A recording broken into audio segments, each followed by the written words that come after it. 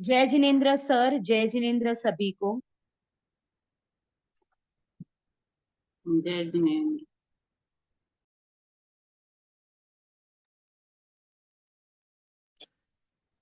जय जय हिंद जिनेन्द्र सभी सभी को। को। जय जिनेन्द्र। करें शुरू।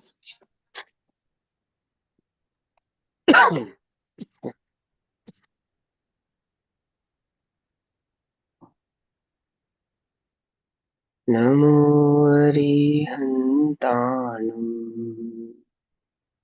नमो सिद्धाणम् नमो आयर्याणम् नमो वज्रायाणम् नमो लोहे सहस्राहुणम्।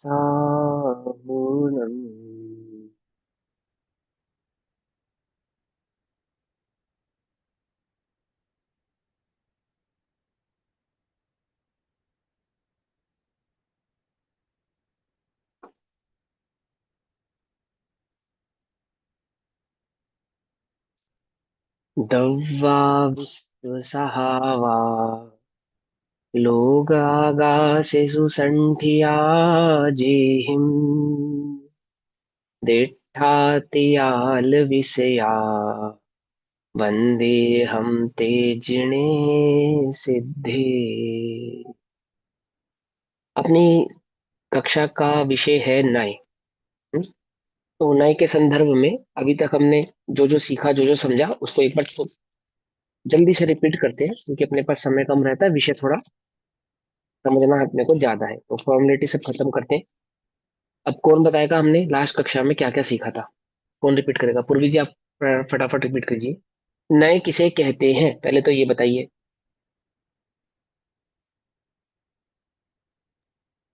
Sir, I am not very much prepared because मैंने अभी तक नोट्स भी नहीं बनाई है। मीतू जी, आप तो बोलो। सर हमने क्या था नय का कि नय जो है वो जिनवानी की प्रतिपादक शैली है, मतलब जिस शैली में मतलब उसको बोला जाता है। वस्तु, वस्तु की, वस्तु वस्तु की की। वस्तु के शैली के प्रतिपादन की शैली नय है। हाँ, और नए नय में कहलाती है। वेरी अनेक, गुड। हाँ, नय में नए अनेक गुण और धर्म पाए जाते हैं। नए में नहीं, वस्तु में। वस्तु में, सॉरी। हाँ, हाँ, वस्तु वस्तु में, में अनेक वस्तु गुण। में अनेक गुण और हाँ, अनेक धर्म होते हैं। और जो है गुण और धर्म दोनों मिलाकर वो अनेकांत अनेकांत हो जाती है। हाँ, तो वेरी जो गुड, ठीक है। वस्तु का ही दूसरा नाम अनेकांत हो जाता है। तो हम्म। और जो धर्म है वो हमेशा सापेक्ष दृष्टि ही लिए होते हैं, जोड़े में मिलते हैं हम्म। जनरली। तो जो चलो ठीक अब है। इसमें जो नए के जो दो होते हैं। हम्म। ठीक है, ठीक है, ठीक है। देखो, मैं शॉर्ट में रिपीट कर देता हूँ। नए किसे कहते हैं? वस्तु की प्रतिपादन शैली को नए कहते हैं। एक बार, वस्तु किसे कहते हैं? जो अनेकांतात्मक और अनेक धर्मात्मक होती है, उसे वस्तु कहते हैं। जिसमें अनेक गुण होते हैं, अनेक धर्म होते हैं, उसे वस्तु कहते हैं। और अनेक गुण और अनेक धर्म को मिलाकर अनेकांतात्मक ऐसे नाम बनता है। तो अनेकांत ही वस्तु का दूसरा नाम है। इस अनेकांत वस्तु को प्रतिपादन करना यानी कहना, उसका नाम है स्यादवाद। स्यादवाद। तो नय का दूसरा नाम स्याद भी है, नय का एक नाम पक्ष भी है, ठीक है ना, और नय का ही एक नाम अपेक्षा भी है। ऐसे सिस्टमेटिक तरीके से याद करो। और बहुत सिंपल है, कुछ मुश्किल नहीं है। याद करके याद करोगे तो याद नहीं होंगे, और समझ के समझोगे तो याद हो जाएंगे। फिर पढ़ने भी नहीं पड़ेंगे और याद भी नहीं करने पड़ेंगे। छोटा सा पढ़ोगे, रिकॉल हो जाएगा एकदम से, है ना। ये सिंपल सिंपल सी बात होगी। वस्तु और वस्तु का प्रतिपादन, तो वस्तु क्या है वो हमने समझा, और प्रतिपादन की शैली को नय कहते हैं, हमने ये समझा। अब आगे बढ़ते हैं। जो बाकी की बातें प्रीवियस कक्षा को, रिकॉर्डेड कक्षा है, उसको सुन लेना, वहां आप समझ जाएंगे। हम आगे बढ़ेंगे। नए कितने होते हैं? असंख्यात नए होते हैं। हमें मूल नए 8 नयों की यहाँ पे चर्चा करनी है। 8 नयों को 2 नयों में विभाजित किया, व्यवहार नय और निश्चय नय। तो ये 2 नयों में विभाजित करने के पीछे का लॉजिक क्या है, एक बात। और 4 प्रकार के व्यवहार होते हैं और 4 प्रकार के निश्चय होते हैं, इनकी चर्चा हमें आगे करनी है। देखो भैया, सुनो। जब आप जिनवाणी पढ़ते हैं तो जिनवाणी में जो कथन की पद्धति है, कहने का जो तरीका है, वहां 3 तरीके से वस्तु स्वरूप को समझाया गया है।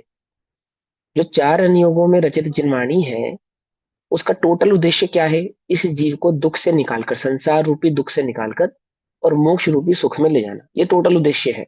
आप कोई भी अनुयुक्त पढ़ेंगे, प्रत्येक अनुयुक्त का एक ही उद्देश्य है। तो टोटल जिनागम का एक ही उद्देश्य है, कुछ किसी भी तरीके से आप उसको पढ़ लें, किसी भी तरीके से आप उसको समझ लें, ये मात्र एक उसका उद्देश्य है। अच्छा, ये उद्देश्य जिनवाणी का किसके लिए है? ये संसार के सभी जीवों के लिए है। देखो मैं इसका भी एक लॉजिक समझाता हूँ आपको। अम, तीर्थंकर प्रकृति का बंध होता है किसी भी जीव को, तो कब होता है और क्यों होता है? क्यों होता है? एक फेमस चीज है उसके लिए, बिल्कुल फेमस। क्यों होता है कौन बताएगा? शालिनी दी, आपको मालूम है क्यों होता है? तीर्थंकर प्रकृति का बंध किन जीवों को होता है, किस सब रीजन से होता है? जीवों को दया मात्र हाँ, मतलब जिन जीवों के चित्त में संसार के समस्त जीवों के प्रति करुणा भाव होता है, उनको तीर्थंकर प्रकृति का बंध होता है। तो क्या करुणा होती है उनको उनके प्रति? ये संसार के जीव दुखी ना रहे, सुखी हो जाए, ये करुणा होती है ना? तो ये करुणा होती है। तो तीर्थंकर जब बनते हैं, तो जो दिव्यध्वनि खिड़ती है वो किसके लिए खिड़ती है? इस संसार के समस्त जीवों के लिए खिड़ती है। क्यों खिड़ती है? क्योंकि करुणा है ना चित्त में, है नहीं? तीर्थंकर भगवान करुणा से परे हो गए हैं, लेकिन मैं अपेक्षा समझा रहा हूँ। उद्देश्य जब तीर्थंकर प्रकृति का बंध हुआ था, तो क्या भावना थी? कि संसार के समस्त जीव सुखी हो जाए। तो जिनवाणी का भी जो उद्देश्य है, जो तीर्थंकर भगवान की वाणी है, उस वाणी का उद्देश्य क्या है? कि संसार के समस्त जीव सुखी हो जाएं। समस्त जीव, समस्त जीव दुख को छोड़े और सुख को ग्रहण कर लें। ये उस जिनवाणी का टोटल उद्देश्य है। किसी भी अनुयोग के आधार से पढ़ेंगे तो इस उद्देश्य को तीन प्रकार से गुथित करते हैं गणधर। भगवान की जो दिव्य ध्वनि होती है, इसको कौन गुथित करता है? गणधर भगवान इसको गुथित करते हैं, यानी कि इसकी रचना करते हैं, इसका सिलेबस तैयार करते हैं, है ना, आपकी भाषा में कहें तो ये टोटल जो सिलेबस तैयार होता है, जिसको हम द्वादशांक के नाम से जानते हैं, इसको लिखने की तीन प्रकार की शैली है। इसको सेमेट्रिक बैठाने की तीन प्रकार की शैली, या यूं कहे उपदेश की तीन प्रकार की शैली। तो कौन कौन सी तीन शैलियां हैं उपदेश की? एक शैली है व्यवहार से कहना, एक शैली है निश्चय से कहना, और एक शैली है जिसमें निश्चय और व्यवहार दोनों से ही नहीं कहना, उसको कहते हैं प्रमाण। क्या कहते हैं उसको? प्रमाण। जिसमें निश्चय और व्यवहार की अपेक्षाएं ना हो, है ना, उसको तो कहते हैं प्रमाण, यानी कि डायरेक्ट वस्तु का स्वभाव जो स्वरूप है उसको कह देना।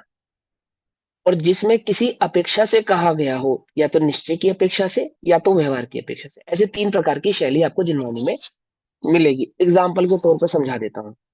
जैसे आत्मा है, यह द्रव्य है, एक आत्मा द्रव्य है, या आत्मा वस्तु है, या जीव वस्तु है, ये प्रमाण का वचन है। लेकिन जब ये पूछेंगे कि इस जीव कैसा है और जीव कौन है, तो या तो निश्चय से समझाना पड़ेगा या व्यवहार से समझाना पड़ेगा। यानी कि जीव कैसा है अथवा जीव कौन है, जब इसका डिस्क्रिप्शन करेंगे तो डिस्क्राइब करने में या तो निश्चय ने का कथन होगा या तो व्यवहार ने का कथन होगा। बिल्कुल सिंपल सी बात है। टोटल जिनवाणी में तीन ही कथन है। कौन कौन से? प्रमाण के, निश्चय के और व्यवहार के। जो निश्चय और व्यवहार के कथन है उनको नय का कथन कहा जाता है, और जिन कथनों में निश्चय और व्यवहार जैसी अपेक्षा नहीं लगी होती, डायरेक्ट बात की गई होती है, उसको प्रमाण का कथन कहते हैं। सिंपल सी बात है। प्रमाण माने जिसमें निश्चय और व्यवहार की द्रव्य अपेक्षा। दिया। प्रमाण मतलब उत्पाद व द्रव्य। प्रमाण मतलब उत्पाद व द्रव्य संयुक्त, संयुक्त है ना। अहम एको खलु शुद्धो नान दंसन समग्गो, ये जो बात कही गई ना, मैं एक हूँ, निश्चय से शुद्ध हूँ और ज्ञान दर्शन से समग्र। तो जो समग्रता का भाव है वो वास्तव में प्रमाण का कथन है, जिसमें जिसमें स्पेसिफिकेशन नहीं दिया जाता किसी भी चीज का। वस्तु है तो वस्तु है, जीव है, ये सब प्रमाण के कथन हो गए। ठीक, बहुत ज्यादा डिटेल में समझने की आवश्यकता नहीं है। धीरे धीरे पढ़ते जाओगे तो डिटेल अपने आप समझ में आती रहेगी। ये मतलब सिर्फ नॉलेज के फैक्ट लिए। बोल सकते हैं अपन, है ना? हाँ, फैक्ट तो प्रमाण निश्चय मतलब भी है। फैक्ट। प्रमाण मतलब मात्र फैक्ट नहीं होता, निश्चय भी फैक्ट है, व्यवहार भी फैक्ट है। प्रमाण का यहाँ पे मतलब यूनिवर्सल सर, संपूर्ण है। नहीं नहीं सर, यूनिवर्सल। प्रमाण नो, नहीं नहीं, प्रमाण का यहाँ पे मतलब है अभेद, संपूर्ण, टोटल, समग्र, टोटलिटी, टोटल, जिसको हम टोटलिटी। तो ब्रेक हाँ, नहीं कर सकते। हाँ ब्रेक नहीं करके कह रहे हैं, और उसको किसी अपेक्षा से भी नहीं कह रहे, बस वस्तु है। ठीक है ना? इसका ऐसा। एग्जाम्पल क्या तो होगा? वो जैसे कहा जीव है, अब हमें ये नहीं मालूम जीव है कौन है, क्या है, कैसा है, ये सब कुछ नहीं, बस जीव है, ये कहना, ये प्रमाण का विषय है। फिर क्वेश्चन उठेगा ना, जीव मतलब तो जो जानता हो, देखता हो, है ना, ये इसमें भेद आ गया। जो जानने वाला है, जो देखने वाला है, आदि। तो निश्चय और व्यवहार आदि आदि के कथनों में डिवाइड हो जाएगा। अब कौन सा निश्चय कौन सा व्यवहार वो हम समझेंगे। तो आज हमारा जो विषय है, सबसे पहले हम व्यवहार के कथनों को समझेंगे। ठीक है ना। एक बात हमें समझ में आ गई कि जिनवाणी के टोटल कथन किसमें है, कि प्रमाण में है, निश्चय में और व्यवहार में। इन तीन प्रकार के द्वारा ही जिनवाणी के अंदर टोटल जितनी भी चीजें हैं, ये सब प्रमाण निश्चय व्यवहार, प्रमाण निश्चय व्यवहार, प्रमाण निश्चय व्यवहार, इसी में डिवाइडेड है। चौथी कोई बात नहीं है। या तो जो बात कही गई है, जो भी उपदेश कहा गया है, तो वो निश्चय का उपदेश है, या तो वह व्यवहार का उपदेश है, या तो वो प्रमाण का उपदेश है। अच्छा, ऐसा भी जरूरी नहीं है कि आपने एक किताब पढ़ी तो उसमें मात्र निश्चय निश्चय की बात होगी। ऐसा नहीं है। उसमें तीनों ही बातें होंगी, निश्चय की भी होंगी, व्यवहार की भी होंगी, प्रमाण की भी होंगी। चारों ही अनुयोगों में तीनों ही प्रकार की शैलियों का इस्तेमाल किया जाता है। अब हमें वो शैली समझने के लिए ही नए समझना पड़ेगा, क्योंकि हमें उसके मर्म को समझना है, हार्ड को समझना है, कि वो हमसे कहना क्या चाहते हैं, हमें समझाना क्या चाहते हैं। अभी बात समझ में, ठीक है ना। अब व्यवहार ने के दो नियम किस किस को याद है। और असद्बुद्ध, नहीं, हाँ, भेद भेद करके सब भेद कहे हो सो सकते व्यवहार। हैं, भेद हाँ, हाँ, भेद हाँ, करके एक एक कहता है, कहे और जाते हाँ, भेद करके कहता है और वस्तु जैसी नहीं है वैसी भी कहता है। हाँ, वैसा भी कहता है। अभी जे आप ना बस हैंड रेस कर दिया करो, मैं अपने आप देख लूंगा मुझे किससे पूछना है। सब एक एक करके बोलोगे ना तो फिर बड़ी कंफ्यूजन हो जाएगी सब एक दूसरे को, है ना। हाँ, तो हमें दो नियम याद रखने हैं। पहला नियम क्या है, पहला नियम ये है कि भेद करके कहता है, ये हमेशा हमें याद रखना है। और दूसरी बात हमें कैसे याद रखना है, कि जैसी नहीं है वैसा भी कहता है। तो जैसी नहीं है वैसा भी कहता है, ऐसा भी जिनवाणी ऐसी भी है कि जो नहीं है वैसा भी कह दे, कि हाँ जो नहीं है वैसा भी कहा जाता है। लेकिन तो भी जैसा नहीं है वैसा कहता है तो भी असत्य नहीं कहता। क्या कहा, जैसा नहीं है वैसा कहता है कौन, व्यवहार ने, तो भी क्या नहीं कहता, असत्य नहीं कहता।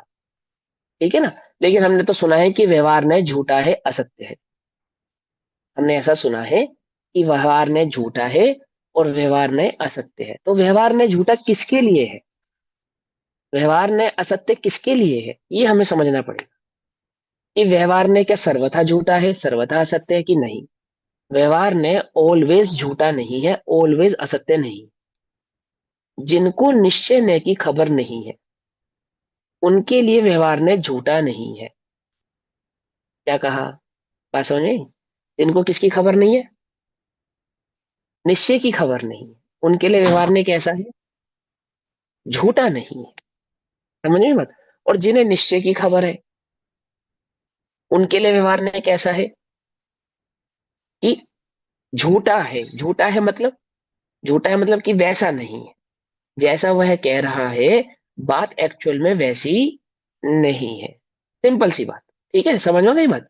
देखो जैसे फॉर एग्जाम्पल व्यवहार लेके एक उदाहरण देते हैं, कि हम आपसे पूछे आप कहाँ रहते हैं। जैसे कि आज हमारे हेमल जी नहीं है कक्षा में, चलो कोई बात नहीं।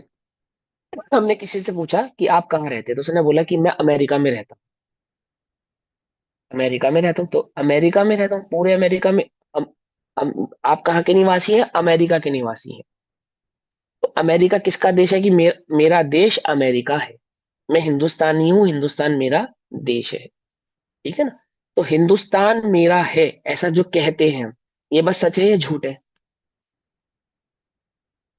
हिंदुस्तान मेरा है, व्यवहार मेरा ने है से सच। हिंदुस्तान। हाँ, नहीं, व्यवहार व्यवहार नहीं, व्यवहार से ये सत्य बिल्कुल है। बिल्कुल सच्ची बात है, बिल्कुल सच्ची बात है, हिंदुस्तान मेरा है, क्योंकि मेरे पास हिंदुस्तान की सिटीजनशिप है। तो सिटीजनशिप कहने का मतलब है कि मेरे पास ये अधिकार है कि मैं ये कह सकता हूँ कि हिंदुस्तान मेरा है। ये कहने का अधिकार मेरे पास है कि मैं हिंदुस्तानी हूँ और हिंदुस्तान मेरा है।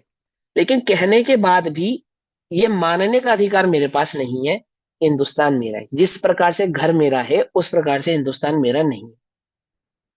समझ में आई बात, नहीं समझ में आई? कि मैं अपने घर की वस्तु का जिस मर्जी तरीके से जैसा मर्जी इस्तेमाल कर सकता हूँ, लेकिन क्या मैं हिंदुस्तान का जिस मर्जी तरीके से जैसा मर्जी यूज कर सकता हूँ, नहीं कर सकता, है ना। अपने अपने हिसाब से उसको जैसा तैसा इस्तेमाल नहीं कर सकता। जैसे हम ट्रेन के लिए इस्तेमाल में करते हैं, बस के लिए इस्तेमाल करते हैं, ये बस मेरी है, ये ट्रेन मेरी है, मेरी ट्रेन आने वाली है। चलो मैं तुमसे बाद में बात करता हूँ, मेरी बस आने वाली है। मैं बाद में बात करता हूँ, मेरी ट्रेन आने वाली है। तो क्या ट्रेन तुम्हारी है, हो सकती है, नहीं हो सकती। लेकिन फिर भी हम क्या कहते हैं कि ट्रेन मेरी है। फिर ट्रेन में प्रवेश करने के बाद क्या कहते हैं, ये सीट मेरी है ना, ऐसे ही कहते हैं ना। तो सीट आपकी हो सकती है या नहीं हो सकती, सोचो। लेकिन आप असत्य कह रहे हो या सत्य कह रहे हो, ये बताओ पहले आप। ट्रेन मेरी है ये भी सत्य है, सीट मेरी है ये भी सत्य है ना, है या नहीं है ना। और फिर उसके बाद अगर कोई आपकी सीट पे आके बैठने लगे तो आप उसके साथ किस तरह से झगड़ा करेंगे। मेरी सीट है भैया, मेरी सीट है, तुम कैसे बैठ सकते हो उस पे, मेरी सीट है, मेरी सीट है। ऐसा करने पर भी जब आप वहां से जाते हैं तो सीट को उखाड़ के अपने साथ लेकर जाते नहीं, ट्रेन को अपने घर ले जाके पार्क करते नहीं। आपको पूरी तरीके से पता है कि जितनी देर का, जितने डेस्टिनेशन का मेरे पास टिकट है, सिर्फ उतनी देर देर के लिए ये कहने का मेरे पास अधिकार है, ये ट्रेन मेरी है, सीट मेरी है। और उसको यूज करने की भी शर्तें हैं, इस्तेमाल करने की भी शर्तें, उन शर्तों के अंतर्गत उसको इस्तेमाल करने का आपके पास अधिकार, उस अधिकार के बल पर आप क्या कहते हैं, मेरा है। तो जो मेरा है ऐसा कहना, ये कितना असत्य है, कितना असत्य है ना। कि कुछ में कुछ भी असत्य नहीं है, ये बिल्कुल सत्य बात है। ट्रेन मेरी है, इसमें भी असत्य नहीं है। इस जुर्म में आपको कोई जेल कर देगा, आप ट्रेन मेरी है बोलो। ये सीट मेरी है, इस जुर्म में कोई आपको जेल डालेगा, नहीं डालेगा, कोई नहीं डालेगा। मेरी है, बिल्कुल मेरी है, उसमें क्या आपत्ति, मेरी है। कोर्ट में कोई केस भी नहीं कर सकता आपके ऊपर इस बात के लिए। लेकिन बिना टिकट के आप कहें कि सीट मेरी है या ट्रेन मेरी है, तब क्या होगा, तब आपकी सभी कथन असत्य हो जाएंगे, आपके ऊपर मुकदमा भी हो सकता है, और आपको इस बात की सजा भी मिल सकती है ना। इसके बिना, बिना टिकट के, यानी टिकट इस बात का अधिकार है कि आप ट्रेन को, सीट को अपना कह सकते हैं, और एक निश्चित सीमा तक आप उसका कुछ नियमों के साथ इस्तेमाल कर सकते हैं।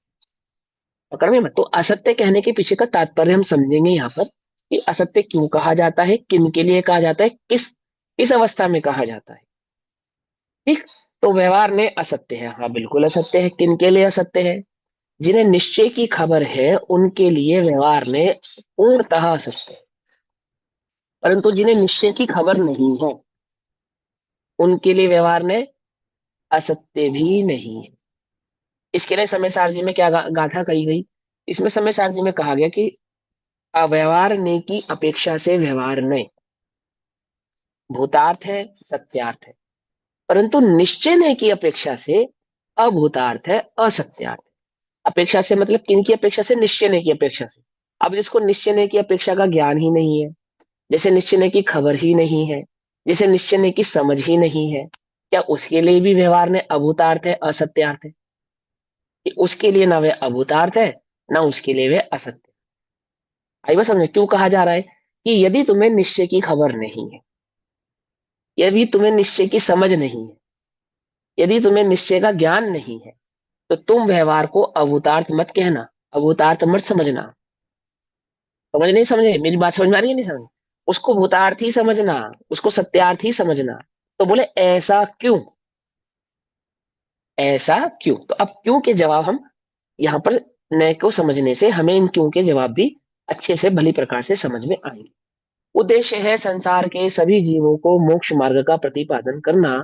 क्या सभी जीव मोक्ष मार्ग के प्रतिपादन को एक ही प्रकार से समझ सकते हैं, क्या एक ही तरीके से सबको समझाया जा सकता है, क्या एक ही पढ़ाई से सबको पढ़ाया जा सकता है कि नहीं। जीव की योग्यता के आधार से ही उसको पढ़ाया जा सकता है, उसको समझाया जा सकता है। कोई व्यक्ति कभी अपने जीवन में कक्षा, स्कूल में नहीं गया, स्कूल नहीं गया, पढ़ना लिखना बिल्कुल नहीं जानता, निपट अनपढ़ है, उम्र हो गई 16 वर्ष, 18 वर्ष। अब उसको हम पढ़ाना शुरू करेंगे तो कहाँ से पढ़ाना शुरू करेंगे, 10वीं से, 12वीं से, 8वीं से, 9वीं से, या वही नर्सरी से, नर्सरी से ही पढ़ाएंगे ना। कि भैया नर्सरी में तो छोटे बच्चे जाते हैं, नर्सरी में तो छोटे बच्चे जाते हैं, और मैं तो 17 साल का हूँ अथवा 18 साल का हूँ। आप मुझे नर्सरी में क्यों भेज रहे हैं, 17-18 साल के बच्चे तो कहाँ जाते हैं, कॉलेज में जाते हैं। मैं तो कहाँ जाऊंगा, मैं तो कॉलेज जाऊंगा। तो बोलो भैया, उसको कॉलेज में एडमिशन मिल सकता है, नहीं मिल सकता, नहीं जा सकता। ये बात तो सही है। इन जनरल 17-18 वर्ष के या 16-17 वर्ष के युवक ही कॉलेज में जाते हैं, ये बात तो ठीक है आपकी, इसमें कोई गड़बड़ नहीं है। लेकिन 16-17 के हैं इसलिए नहीं जाते हैं, इसलिए नहीं जाते हैं क्योंकि उनके पास उस 16-17 वर्ष की उम्र तक जो ज्ञान होना चाहिए उतना ज्ञान उनके पास है, इसलिए वे जाते हैं। पकड़ में ही नहीं, पकड़ में ही बात। तो यदि किसी को भी जिनवाणी समझनी है, किसी को भी उसके प्रतिपादन को समझना है, तो शुरुआत 1 नंबर से होगी, 1 नंबर से। अब हम कैसे निश्चय करें कि हम 1 नंबर वाले हैं, 2 नंबर वाले हैं, 3 नंबर वाले हैं, 4 नंबर वाले हैं, कौन से नंबर वाले हैं? नंबर समझ रहे हो, नयों के नंबरों की अपेक्षा से कि हमें जो बात कही जाएगी वो कौन से नंबर से कही जाएगी, हमें कैसे पता चलेगा? तो जब हम नयों को समझेंगे तो हमें मालूम चलेगी कि कौन सी बात 1 नंबर के लिए है, कौन सी बात 2 नंबर के लिए है, कौन सी बात 3 नंबर के लिए। जिसको बाकी के नंबरों की खबर नहीं है, किसी भी नंबर की खबर नहीं है, उसके लिए 1 नंबर की बात सत्यार्थ है, बोधार्थ है, बिल्कुल करेक्ट। लेकिन 8 नंबर वाले के लिए, अथवा 2 नंबर वाले के लिए, अथवा 3 नंबर वाले के लिए, अथवा 4 नंबर वाले के लिए, उस बात का कोई उसके लिए मायने नहीं है, कोई औचित्य नहीं। छठी 7वीं कक्षा में आने वाला बच्चा, 6-7 में पढ़ने वाला बच्चा कैसे पढ़ेगा? न ल नल, च ल चल, रा आम, घर घर, जा आता है, ऐसे पढ़ता है? ऐसे तो नहीं पढ़ता ना। क्यों नहीं पढ़ता ऐसे? ये मुझे तो ऐसे ही सिखाया गया था। जब मैंने पढ़ना सीखा था तो मुझे ऐसे ही पढ़ना सिखाया गया था, चल चल, न ल नल, ऐसे ही सिखाया था ना। तो क्या उन्होंने मुझे गलत सिखाया था? मुझे बिल्कुल गलत नहीं सिखाया था, बिल्कुल सही सिखाया था। तो फिर मैं आज जब इसको ऐसे पढ़ता हूं तो आप मुझे गलत क्यों कहते हो? क्यों गलत कहते हो? या तो आप ये कहो कि जिन्होंने पढ़ाया था उन्होंने गलत पढ़ाया था, कि उन्होंने गलत नहीं पढ़ाया था, उन्होंने बिल्कुल ठीक पढ़ाया था। लेकिन आज आपको ऐसे नहीं पढ़ना है, आज आपको ऐसे नहीं कहना है। क्यों नहीं कहना? तो आप उससे लड़ते हो? लड़ते हो? नहीं लड़ते। वो भली प्रकार से समझ में आता है कि उस वक्त के लिए वही सही था और आज यही सही है। जो सही, जो उस वक्त के लिए सही था, जो आज गलत है, यही कहेगा ना टीचर आप गलत पढ़ रहे हैं, आपको ऐसे नहीं पढ़ना है, ये किसने सिखाया तुम्हें ऐसे पढ़ना है, ऐसे बोलेगा ना। 6th क्लास का बच्चा, 7th क्लास का बच्चा ऐसे पढ़े, ना ला नल, चल चल, तो क्या कहेगा टीचर? सही पढ़ रहे हो, गलत पढ़ रहे हो? गलत पढ़ रहे हो। वो ये भी कहेगा किसने सिखाया तुम्हें ऐसे पढ़ना, ऐसा भी बोलेगा। बोलेगा नहीं बोलेगा? और निकलो यहाँ से मेरी क्लास से, ऐसे ही कहेगा ना। लेकिन उसका कहने का मतलब ये नहीं है कि जो टीचर इस तरीके से पढ़ा रहा है वो गलत पढ़ा रहा है, वो ये नहीं कहना चाहता। लेकिन आज की सिचुएशन में वो चीज क्या है? गलत है, रॉन्ग है।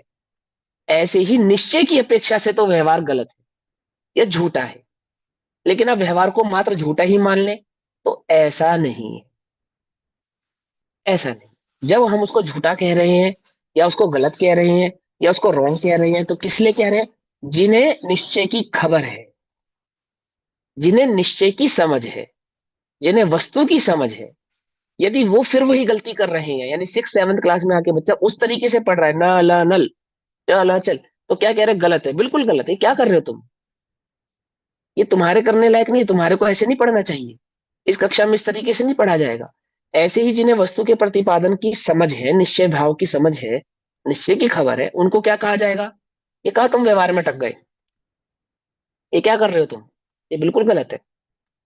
लेकिन जिन्हें समझ ही नहीं है, जिन्हें खबर ही नहीं है, उनके लिए व्यवहार कैसा हो गया? सत्यार्थ है, उतार्थ है, बिल्कुल सही। अभी समझ में आया कि व्यवहार को कहाँ झूठा कहना और कहाँ सच्चा कहना।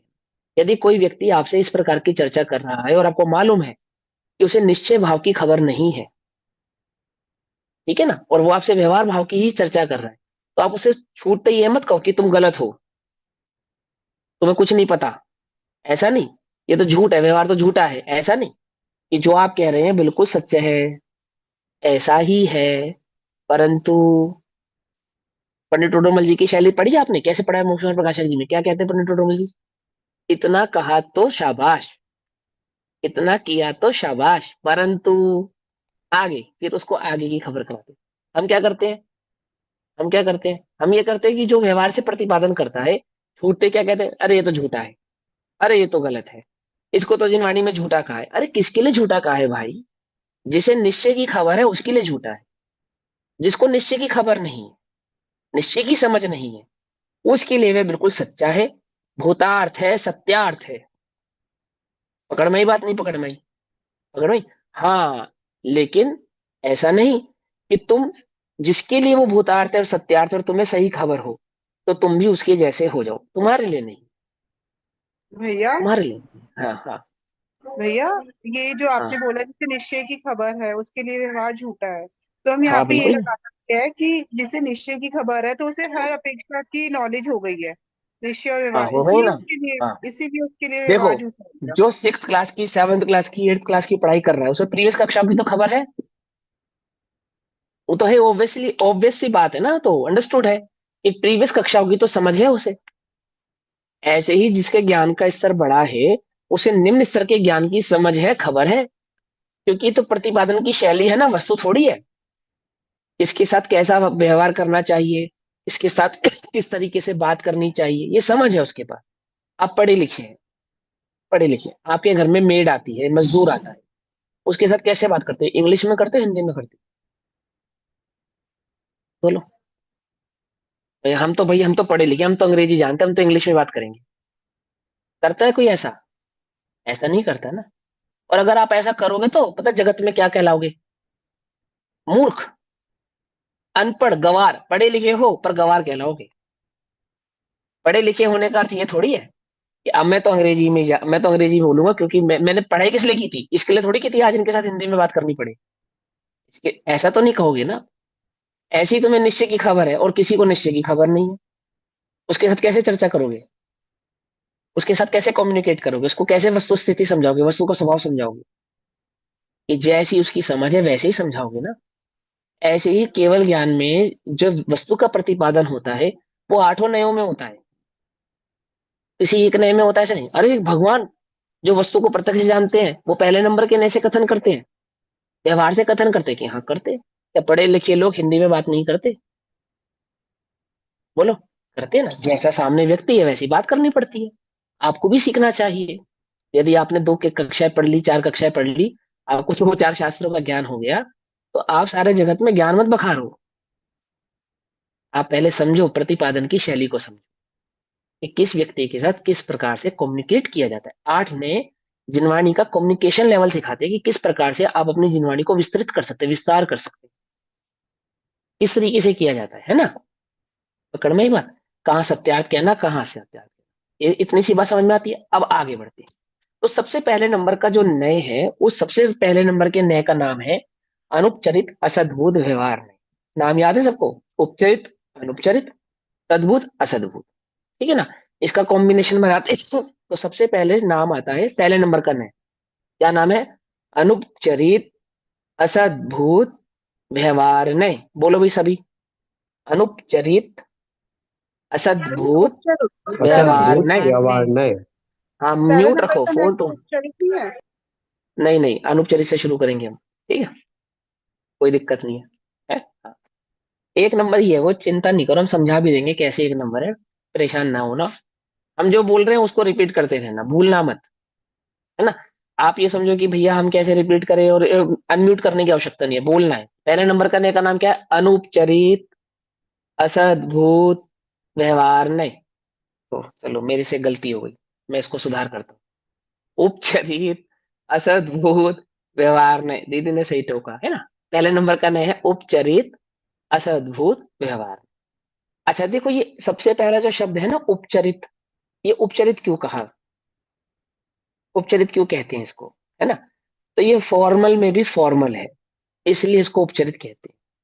मतलब ये इतनी स्थूल बात है, इतनी स्थूल बात है कि जिसकी कोई हद नहीं। क्या कहा?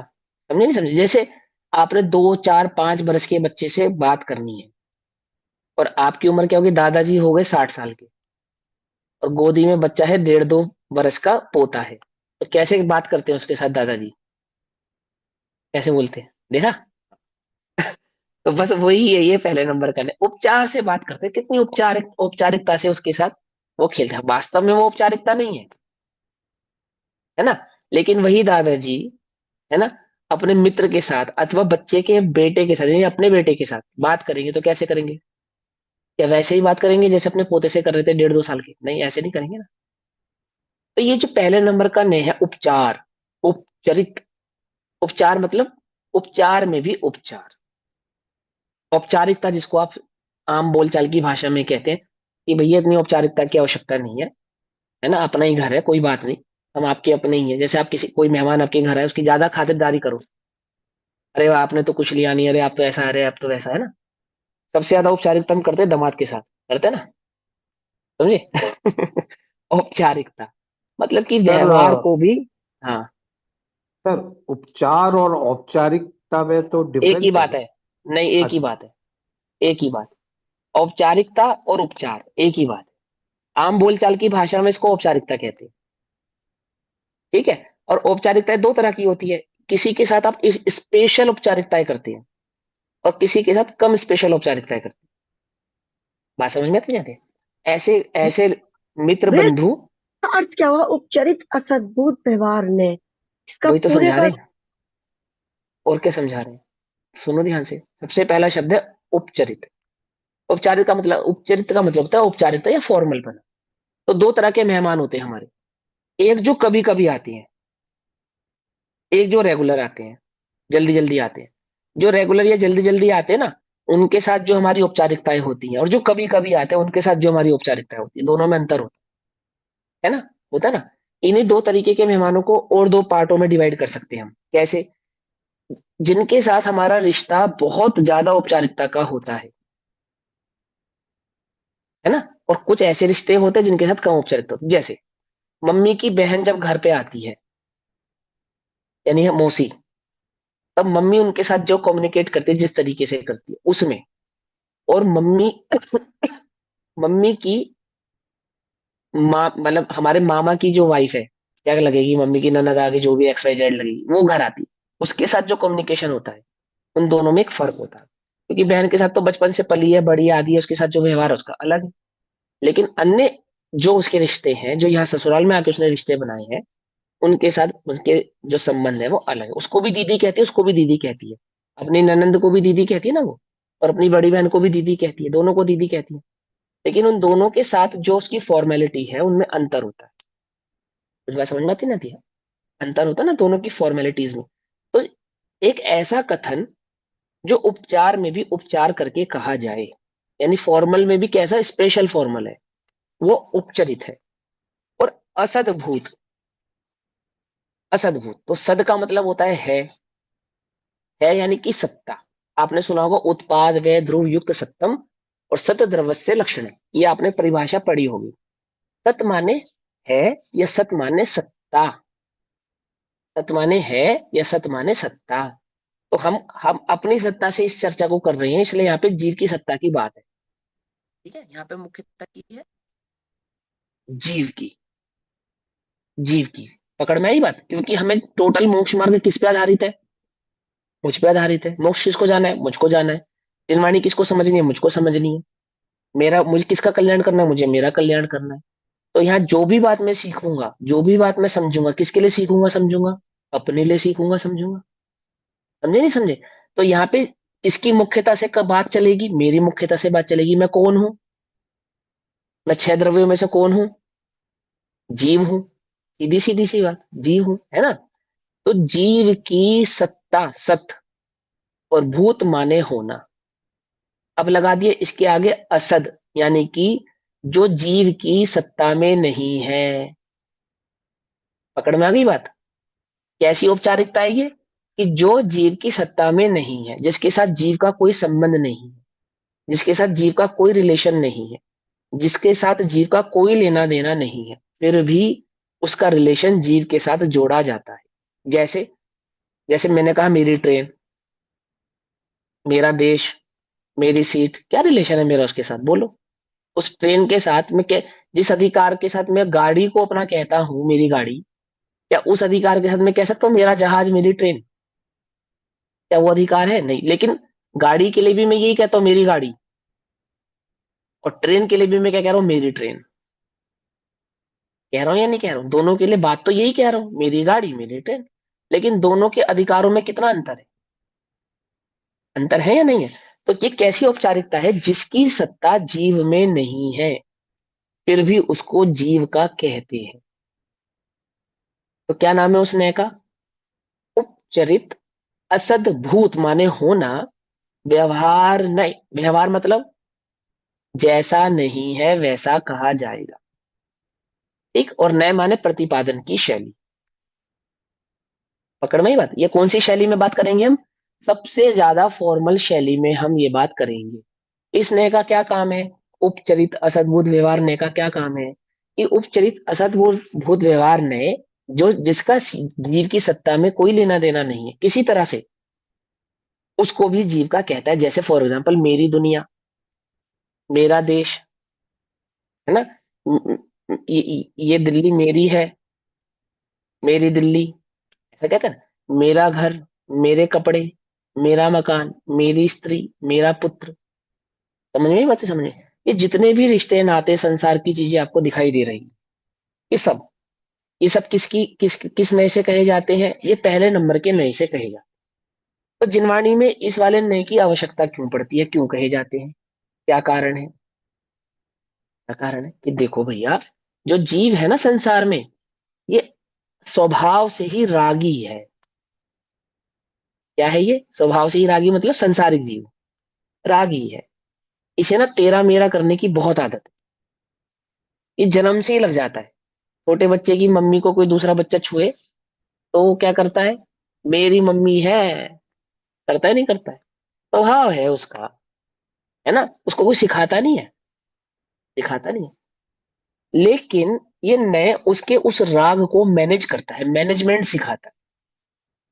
अगर मैनेजमेंट नहीं सिखाया जाएगा तो क्या होगा? अगर इस जीव को इसके राग का मैनेजमेंट नहीं सिखाया जाएगा तो क्या होगा?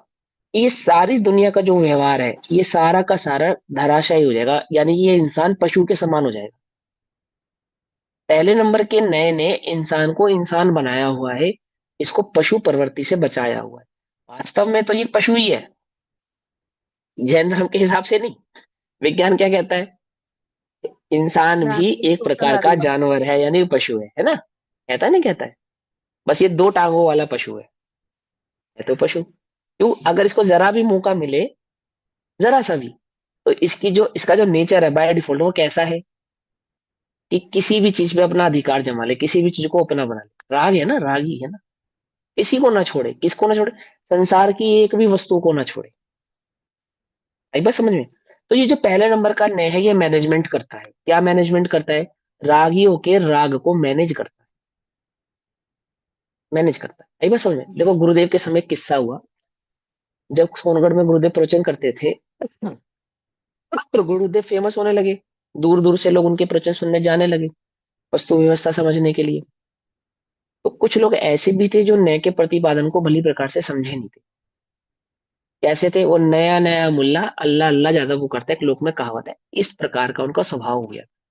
तो गए, तो वहां एक घटना घटी कि एक नवयुवक, उसके पास एक चिट्ठी आई कि तुम्हारी माता जी का देहांत हो गया है और तुमको यहाँ बुलाया गया है, तुम जल्दी आ जाओ। वो कहाँ था? सोनगढ़ में था। तो उसने क्या कहा कि भैया जीव तो अजर अमर है,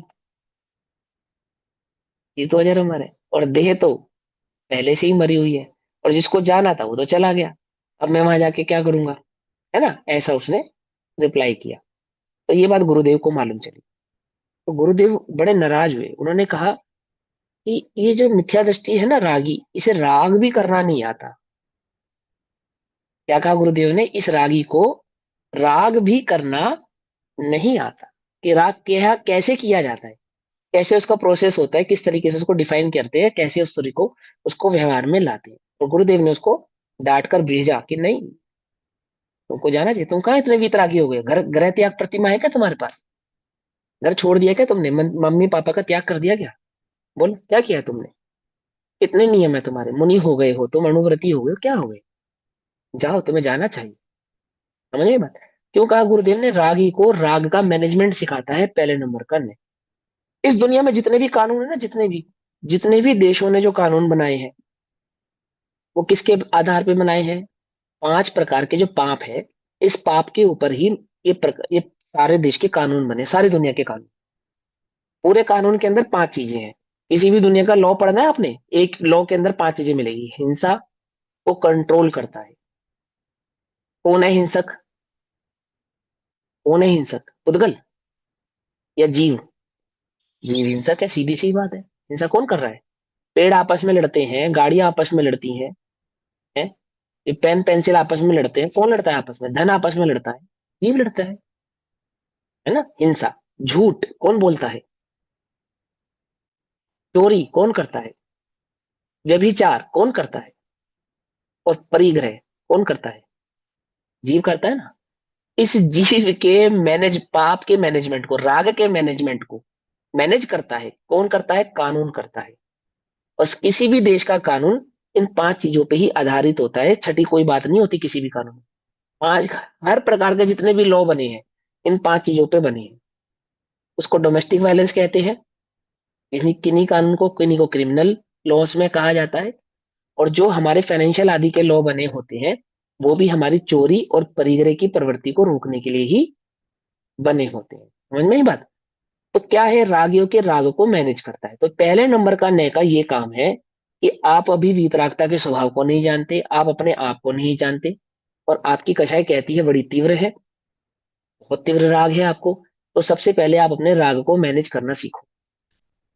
राग को कैसे मैनेज किया जा सकता है? आप पूरी दुनिया को मेरी नहीं कह सकते। इस अपेक्षा से क्या, एज अ ह्यूमन बींग आप दुनिया को अपना कह सकते हैं, पर देश के हिसाब से आप सारी दुनिया के अधिकारी नहीं हो सकते। हिंदुस्तानी का जब मन करेगा अमेरिका में जाके बस जाएगा, नहीं हो सकता है। अमेरिका का जब मन करेगा किसी अमेरिकन का वो आके हिंदुस्तान में सिटीजनशिप ले लेगा, ऐसा नहीं होता। उसको एक कानूनन प्रक्रिया से गुजरना पड़ेगा, ठीक है ना। उसी के आधार पे वो देश को सीमाओं में इसलिए बांधा गया कि पाकिस्तानी जब मर्जी हिंदुस्तान में घुस के क्या करते थे, रशियन आर्मी जब मर्जी घुसती थी, और जर्मन में जाके क्या करती थी, जर्मन आर्मी जहां मर्जी जाती थी तो क्या करती थी, क्योंकि ये हिंसा को बढ़ावा दे रहा था। तो क्या बना गया, सीमाएं बना दी गई। पहले नंबर के लिए ये तेरा देश, ये मेरा देश। समझ में ही बात? नहीं समझ में? पकड़ में ही बात? ऐसे ही देश के लोगों को मैनेज करने के लिए क्या कर दिया गया, प्रांत में डिवाइड कर दिया गया। समझ में ही बात? आप जो मर्जी किसी की संपत्ति को अपनी संपत्ति नहीं बना सकते। आपका दिल करा ये मेरी संपत्ति है, ऐसा नहीं कर सकते। क्या कानून बनाया गया कि आपकी निजी संपत्ति आप कह सकते अपनी संपत्ति को, पर इन इन नियमों के दायरे में इतनी इतनी संपत्ति के आप अधिकारी। ये मेरा घर, ये मेरी जमीन, ये मेरा धन, ये मेरी स्त्री, ये मेरे वस्त्र। कौन से कपड़े आपके हैं, जो मुझे फिट आ जाए वो कपड़े मेरे हैं। ये नियम है क्या? बोलो, जो आपको फिट आ जाए वो कपड़े आपके हों तो क्या होगा? गड़बड़ हो जाएगी, नहीं हो जाएगी? कितनी गड़बड़ हो जाएगी। कौन सी स्त्री आपकी है, जो मुझे अच्छी लगेगी वो स्त्री मेरी है। बोलो भैया, कितना धन आपका है, जितना मुझे चाहिए उतना धन मेरा है। बोलो भैया क्या होगा? इतनी गड़बड़ हो जाएगी। तो पहले नंबर का मैं आपको सिखाता, देखो भाई, आप इतने धन को ही अपना कह सकते हैं, आप इस पदार्थ को ही अपना कह सकते हैं, है ना। ये सारा मैनेज करता है। अब प्रथमा यानी अब जिनवाणी में स्नेह का क्या काम है, जिनवाणी स्नेह से क्या कार्य करती है? ये जिनवाणी आपको ये सिखाती है कि देखो भाई, 6 खंड की विभूति के मालिक थे चक्रवर्ती, 3 खंड की विभूति के मालिक थे अर्धचक्री, है ना। समझाती नहीं समझाती है कि 3 खंड पे उनका आधिपत्य था, है ना। ये समोषण किसका है? भगवान महावीर स्वामी का समोषण। पकड़ में ही बात? नहीं पकड़ में? एक एक सेठ रहता था, उसकी इतनी स्त्रियां थी, है ना, उसके पास इतनी संपत्ति थी, इतना धन था। ऐसे कहानी पढ़ाते नहीं पढ़ाते, समझाते ना। तो ये जो पहले नंबर का नय है, ये आपके राग को, सबसे पहले आपके राग को मैनेज करता है। क्यों करता है, क्या कारण है उसके मैनेजमेंट का? उसका कारण ये है कि जब तक आप अपने अपने क्रोध को, अपने मान को, अपनी माया को, अपने लोभ को, अपने कषाय को सीमित नहीं करोगे, तब तक आपको जिनवाणी की कोई बात समझ में नहीं आएगी, आपको मोक्ष मार्ग समझ में नहीं आएगा। मोक्ष मार्ग समझने के लिए कषायों का शांत होना बहुत जरूरी है, बहुत जरूरी है। और आप कषायों को एकदम से शांत नहीं कर सकते, उसको सिस्टमेटिक वे में ही शांत किया जा सकता है, उसको सिस्टमेटिक वे में ही मैनेज किया जा सकता है। तो पहले नंबर का नय आपकी राग की प्रवृत्ति को सिस्टमेटिक वे में मैनेज करता है। इसलिए आपको ये उपदेश दिया जाता है कि मेरा देश कहना, कोई बात नहीं आप कह सकते हैं। मेरा प्रांत कहना, आप कह सकते हैं। मेरी गाड़ी कहना, मेरी संपत्ति कहना, आदि आदि कहना। इस शरीर को छोड़कर, जो वस्त्र से लेकर और वस्त्र से बाहर की जितनी भी संपत्ति है, इसमें जो तेरा मेरा कहा जाता है, ये पहले नंबर के नय का काम है। और ये पहले नंबर का ने ही आपको इंद्र आदि की विभूति समझाएगा, तीर्थंकरों की विभूति समझाएगा कि देखो भैया इतनी विभूति आती है उनके पास, 91,000 नारी तिनक में दीनी छाड़ी, अरे रमता निहारी काहे तू भ्रम तू है ना। ये 96,000 रानियां छोड़ दी उन्होंने, तो से एक नहीं छोड़ी जा रही। ऐसे उपदेश देंगे नहीं देंगे, उनकी थी वो 96,000 रानियां उनकी थी, और उनको जब धर्म की समझ आई तो उन्होंने छोड़ दी।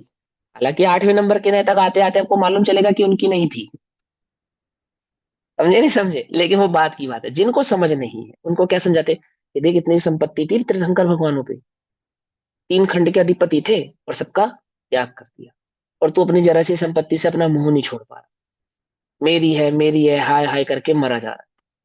ऐसे समझाता है। क्या उनको नहीं समझाने वाला? पहले नंबर का है। वो ये नहीं कहेगा तेरी नहीं है, तेरी है, तेरी, हम मना नहीं कर रहे, लेकिन भाई कब तक है तेरी? पाप पुण्य के अधीन है, बिना पुण्य के तेरी हो नहीं सकती। और तुझे चाहिए कि हाँ मुझे चाहिए कि दूसरे की संपत्ति पर अधिकार मत जमा, आमुक आमुक कार्य कर, अपनी संपत्ति खुद कमा, अपना धन खुद कमा, है ना। अपना अपन जो तुझे प्राप्त करना है वो पुण्य के आधार से प्राप्त होता है। आमुक आमुक कार्य करने से तुझे आमुक आमुक वस्तुओं की प्राप्ति हो जाएगी। समझ में आती है नहीं समझ में आती है? तो ये कथन किसके लिए है?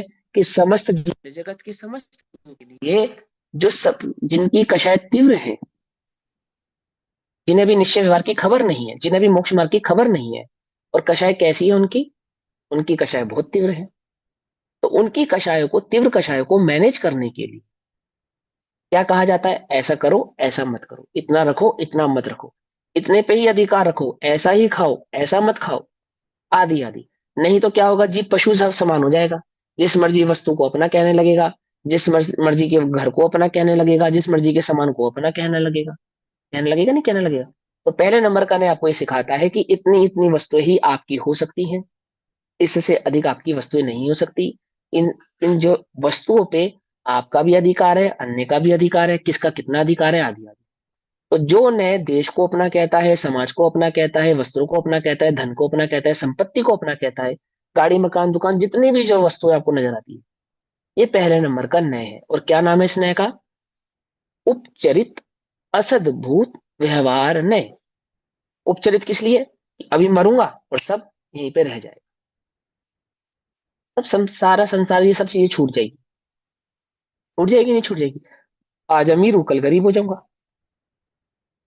नहीं हो जाऊंगा? आज इतनी धन संपत्ति का मालिक हूं, अब टाटा जी गए, रतन टाटा, क्या ले गए अपने साथ? क्या ले गए? अब कहीं ना कहीं तो जन्म हुआ ही होगा उनका, और मान लो किसी गरीब की झोपड़ी में जन्म हुआ होगा। अब बोलो एक जन्म पहले क्या थे? रतन टाटा, इतनी संपत्ति के मालिक। अब पता लगा एक झोपड़ी है वो भी किराए की है, तब खाली करा ले कोई।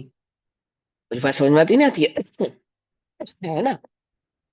तो पहले नंबर का न्याय क्या कहता है? कि हाँ ये संपत्ति आपकी है, बिल्कुल है, लेकिन किन किन शर्तों पे ये आपकी हो सकती है, आदि आदि, इस तरह का मैनेजमेंट आपको करना सिखाता है।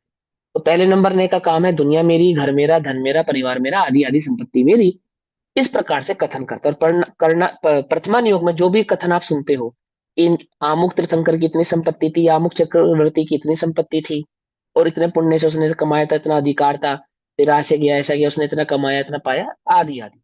ये सब क्या है? उपचरित असद्भुत व्यवहार में। असद्भुत यानी कि इसकी सत्ता आत्मा में नहीं है, डायरेक्ट रिलेशन नहीं है, घटता बढ़ता रहता है, वस्त्र घटते बढ़ते रहते हैं, संपत्ति घटती बढ़ती रहती है ना, देश बदलता रहता है, आदि आदि चीजें बदलती रहती है। इसलिए इसको उपचार से कहा, जैसे ट्रेन, ट्रेन मैं मेरी है कहता हूं, लेकिन एक निश्चित समय के लिए ही मैं उसे अपना कह सकता हूँ, और कईयों बार इस एक ही जीवन में मुझे हजारों ट्रेन बदलनी पड़ेंगी। इस इस एक निश्चित निश्चित जीवन में हजारों, हो सकता है कपड़े बदलने पड़े, मेरी संपत्ति सदा एक सी नहीं रहेगी, बार बार घटती बढ़ती रहेगी। समझ नहीं बात? देशों में भी देशांतर होता रहेगा। जो लोग सरकारी नौकरी करते हैं वो तो बहुत अच्छे से समझ सकते हैं, आज इस नगर कल उस नगर, आज इस गांव कल उस गांव, ऐसे भटकना पड़ता है पब्लिक सेक्टर वालों को, है ना। बैंक की नौकरी वालों को 3 साल यहाँ, 3 साल वहां, 3 साल वहां, 3 साल वहां, ऐसे भटकना पड़ता है। होता है नहीं होता है? तो ये जो पहले नंबर का नय है, हमारे राग को मैनेज करना सिखाता है, ये इसका काम है। इसलिए इसका नाम क्या है? पहला, सबसे पहला नाम है इसका उपचरित, क्योंकि ये उपचार में भी उपचार की बातों को अपना कहता है। बिल्कुल औपचारिक बातें। असद्भुत, आत्मा में मुझ में इसकी सत्ता नहीं। व्यवहार, क्योंकि ये वास्तव में सत्य नहीं है, सत्य नहीं है। और नए, ऐसा भी असत्य नहीं है, कथन शैली है ना, इतना भी असत्य नहीं है, प्रतिपादन का तरीका है, समझाने का तरीका है। नहीं है फिर भी अपना कहकर समझाने का तरीका है, इसलिए नए। ट्रेन मेरी नहीं है फिर भी मैं कहता हूं मेरी है, किसको समझाने के लिए? अन्य को समझाने के लिए। ये सीट मेरी है, किसको समझाने के लिए? जो बिना टिकट के चढ़ गए हैं और मेरी सीट पर अधिकार जमा रहे हैं, उनको ये बात समझाने के लिए कि ये सीट मेरी है, मेरे पास इसका प्रमाण है। समझ में बात? कि मेरी यात्रा कैसे हो सके? शांति से हो सके। ऐसे ही हम इस जीवन में कैसे यापन, इस जीवन को कैसे यापन कर सके? शांति से इस जीवन का यापन कर सके। धर्म वर्म की कोई बात नहीं है, शांति से। अब ये मनुष्य बनाना सिखाता है, पहले नंबर का नय। ठीक, क्या नाम है इसका? उपचरित असद्भुत व्यवहार में राग योग के राग को मैनेज करने का ये काम करता है। लोक व्यवहार में लौकिक व्यवस्था को स्थापित करता है। दुनिया के सभी कानूनों का जो काम है वो पहले नंबर के नय पे ही आधारित है। क्लियर हो गई बात? कोई कंफ्यूजन? कोई कंफ्यूजन तो नहीं है, सिंपल सी बात। क्या नाम है इस नय का? उपचरित असद्भुत व्यवहार नय। उपचरित क्यों कहा? क्योंकि बहुत फॉर्मल चीजों को अपना कह रहा है, स्पष्ट दिख रहा है मेरा नहीं है, फिर भी मेरा है ऐसा कहा जा रहा है। उपचरित असद्भुत, आत्मा में मुझ में इसकी सत्ता नहीं। ये वस्तु सब बदल जाने वाली है, छूट जाने वाली है, गति बदलते पर्याय बदलते सब रह जाने वाला है। असद्भुत व्यवहार, असत्यार्थ बात है। और नए, प्रतिपादन की शैली है, इसलिए समझाने का तरीका है। इन्हें समझाने का तरीका, जिन्हें कुछ खबर नहीं है, कोई समझ नहीं है, उन्हें पहले नंबर के नए से समझाते। समझ नहीं बात? पकड़ में आई? अब दूसरे नंबर का नए। दूसरे नंबर का नए का नाम क्या है? पहले नंबर का था उपचरित, तो दूसरे नंबर का है अनुपचरित। और बाकी सारी बातें वही रहने वाली है। अनुपचरित असद्भुत व्यवहार नय, सिंपल। पहला क्या था? उपचरित असद्भुत व्यवहार नय, और दूसरा क्या है? उप अनुपचरित असद्भुत व्यवहार नय। ये उतनी फॉर्मल नहीं है जितना फॉर्मल पहले नंबर का नय था, इसलिए तो इसको क्या कहा? उपचरित कहा, अनुपचरित कहा। ठीक है, उतना भी फॉर्मल नहीं है जितना पहले नंबर का उपचरित नय था। तो ये बात क्या हो गई? अनुपचरित हो गई, किसमें कोई औपचारिकता वाली बात नहीं। जैसा व्यवहार हम अपने घर में, अब जिनके साथ हम रहते हैं, जिनके साथ हम रहते, जैसे माता पिता बच्चे बीवी आदि आदि, इनके साथ तो रेगुलर ही रहते हैं। तो पति पत्नी के बीच में क्या नहीं होती? औपचारिकता नहीं होती। बच्चे अब माँ के साथ कैसे बात करते हैं? औपचारिकता से बात नहीं करते, ठीक है ना। लेकिन मेहमानों के साथ जो बात करते हैं वो औपचारिकता से करते हैं। पति घर पे आए तो जरूरी नहीं पत्नी पानी पूछ ही ले, पूछती भी है, कई बार नहीं भी पूछ पाती है, तो पति इस बात का बुरा नहीं मानता। लेकिन मेहमान घर पे आए और पानी के लिए ना पूछा जाए तो सब बुरा लगता है, ऐसा भी मेहमान हो।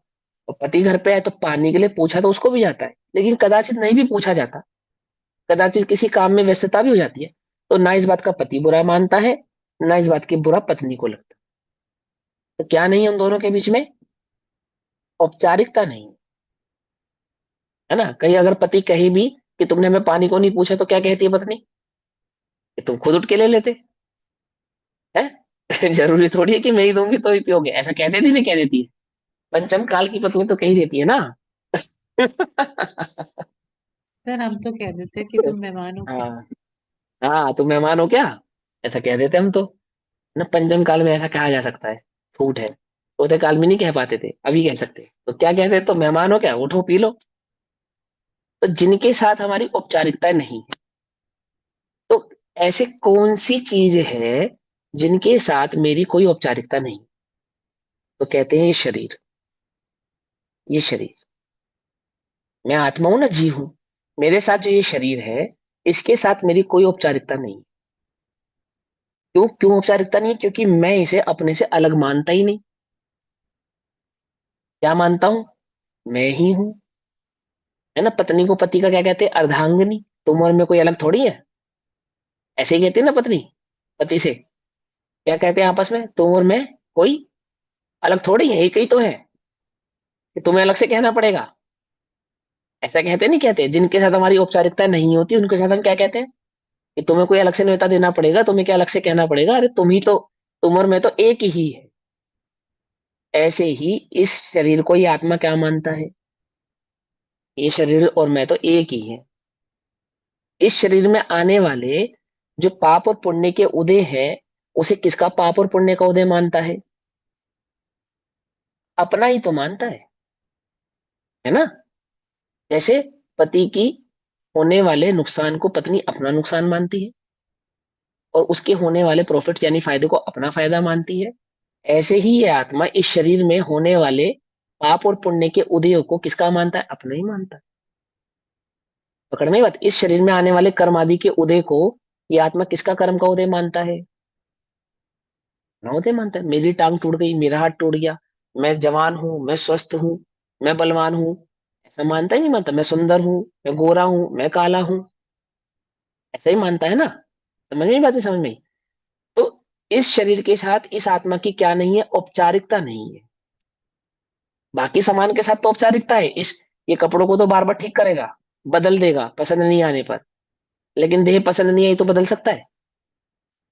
नहीं बदल सकता। सबसे बड़ी बात तो यही है कि नहीं भैया, आजकल प्लास्टिक सर्जरी की सुविधा है, भैया देह तो तब भी नहीं बदल सकता। क्या समझे? जो है उसी में कुछ तो जोड़ तोड़ कर भी लेवे, उसको उसको चेंज तो नहीं कर सकता ना, बदल तो नहीं सकता ना, उसको भी उसी में जोड़ तोड़ करना पड़ेगा, जैसा भी करना पड़ेगा। सो वो भी कितनी सफल है, कितनी असफल है, सभी जानते हैं। तो क्या है, इस देह के साथ इस आत्मा की क्या नहीं है? औपचारिकता नहीं। इसलिए क्या हो गया ये? क्या हो गया? अनुपचरित हो गया। पकड़ में ही बात। और असद्भूत, असद्भूत क्या? आत्मा नहीं है ये शरीर, कोई जीव थोड़ी है। ये कर्म का जो उदय आता है, ये कोई जीव में थोड़ी आता है। तो कर्म का उदय और शरीर, जिनके साथ ये आत्मा किसी तरह की कोई औपचारिकता वर्तता नहीं है, इसलिए ये कैसे हो जाते हैं? अनुपचरित हो जाते हैं। लेकिन आत्मा में इनकी सत्ता नहीं है, इसलिए ये असद्भुत ही है, व्यवहार ही है, जैसा नहीं है वैसा ही कहा जा रहा है। और कहने का तरीका है, प्रतिपादन की शैली है, इसलिए नए है। इसलिए क्या है? नए है। समझे बात? हमें जीव कैसा है? अरूपी है, हमें जीव दिखाई देता नहीं। हमें कौन नजर आता है? शरीर नजर आता है। हम शरीर को ही जीव कहते हैं और शरीर को ही जीव के नाम से जानते हैं। ठीक है। तो शरीर दिखाकर ये कहना जीव है, ये दूसरे नंबर के नए का कथन है। बस पकड़ में आ गई बात। एक इंद्रिय वाला कहना, दो इंद्रिय वाला कहना, यानी कि मार्गणा स्थान जो आपने कन्नड़ युग में पढ़े कि जीव एक इंद्रिय वाला है, दो इंद्रिय वाला है, तीन इंद्रिय वाला है, चार इंद्रिय वाला है, पांच इंद्रिय वाला है, आदि आदि, ये किसका काम है? ये दो नंबर के नए का कथन का काम। प्रतिपादन हुआ कहाँ पे? भगवान के ज्ञान में, समोशरण में, दिव्य ध्वनि में खिरा। क्या समझाया? कि जिन्हें आत्मा की खबर नहीं है, उन्हें हिंसा अहिंसा का विवेक समझाने के लिए शरीर ही जीव है, ऐसा उपदेश दिया जाता है। अरे भैया जीव है, इसको मारो मत, सताओ मत। ये कहाँ है जीव? जीव तो अजर अमर है। हाँ, जीव तो अजर अमर है। कि नहीं नहीं नहीं नहीं नहीं, ऐसा नहीं, ऐसा नहीं। ये जो एक इंद्रिय है ये जीव है, ये जो दो इंद्रिय वाला दिख रहा है जीव है, ये जो तीन इंद्रिय वाला है ना ये जीव है, ये शरीर है ना ये जीव है, जीव है। और ये जीव कैसा है? ये जो इसके पाप और पुण्य का उदय किसको आया? जीव को आया। क्यों आया? क्योंकि इसने अमुक अमुक प्रकार के कर्म किए थे, इसलिए आए। अब मुझे पाप पुण्य का उदय, मुझे पाप का उदय नहीं चाहिए, मुझे पुण्य का उदय चाहिए। मैं क्या करूं? कि अमुक प्रकार के कर्म मत करो और अमुक प्रकार के कर्म करो। ऐसा करने से क्या होगा? कि जो जो सुख सुविधा इसको प्राप्त हुई है, वो सुख सुविधा तुमको भी प्राप्त हो सकती है या होगी। समझ में बात? तो दूसरे नंबर का ने क्या करता है? शरीर और कर्मों को आत्मा का कहता है। पहले नंबर का ने क्या कर रहा था? देश दुनिया आदि आदि को मेरा है कहता था। और दूसरे नंबर का ने किसको? शरीर आदि को आत्मा का है ऐसा कहता है। एक अंतिम उदाहरण देके बात को विराम देंगे, बाकी चर्चा कल मंडे को करेंगे। जैसे कहना कि भगवान की देह कितनी सुंदर है, 500 धनुष ऊंची है, और उसी के आधार से हम उनकी क्या करते हैं? स्तुति करते हैं। सावरिया पारशनाथ, भगवान को क्या कहना? सावरिया कहना। काल्हा कहना है ना, आदि आदि कहना। इतने सुंदर है, निरखत जिन चंद वदन स्वपद सुरुचियाई, है ना। भगवान का मुख देखते ही, उनके वचन सुनते ही, उनके नयन देखते ही, वचन नहीं कहत लखत होत सम्यक धर्म, आपको देखते ही भगवान सम्यक दर्शन प्रकट हो जाता है ना। देह वाला कहना, देह आदि के माध्यम से ये, अरे ये मुनिराज है, ये भगवान है, ऐसे ऐसा कहना देह दिखाकर। तो देह दिखाकर जो उपदेश दिए जाते हैं वो कहाँ से दिए जाते हैं? वो दूसरे नंबर के नए से दिए जाते हैं। वहां देह को ही जीव कहा जाता है, शरीर को ही ये भगवान है ऐसा कहा जाता है, शरीर को ये पूज्य है ऐसा कहा जाता है, शरीर को ये जीव है ऐसा कहा जाता है, शरीर को ये पापी है, पाप है, तू पापी है, तू पुण्य आत्मा, ये धर्मात्मा है, उसके कर्त से, उसके कार्य से। वो देह से जिस प्रकार का कार्य प्रवृत्ति करता है, उस प्रवृत्ति के आधार से इसको पापी कहना, पुण्य कहना, जीव कहना, आदि आदि कहना, पूज्य कहना, अपूज्य कहना, ये दूसरे नंबर का नय है। सिंपल, समझ में आ गई बात? क्लियर है? कट। इसकी विशेष चर्चा हम सोमवार वाली यानी कि मंडे वाली कक्षा में करेंगे। अभी समय हुआ, तब तक के लिए सभी को जय जिनेन्द्र। ओम नमः सिद्धेभ्यः। निज निधि निज में बताई यह अनंत उपकार, उसके लिए जिनवाणी माँ को वंदन। नमो